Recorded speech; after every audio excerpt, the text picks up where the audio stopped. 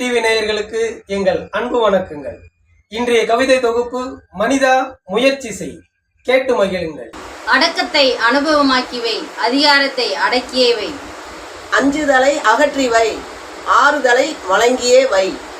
பசுமையை பாதுகாத்து வை, பகைமையை மன்னித்து வை. வாய்ப்புகளை உருவாக்கி வை, வாழ்க்கையை வரமாக்கி வை.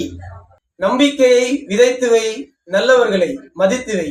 இந்த கவிதையை எழுதியவர் உயிர் டிவியின் திருவண்ணாமலை வடக்கு மாவட்ட தலைமை நிருபர் தமிழ்குமார். நன்றி, வணக்கம்.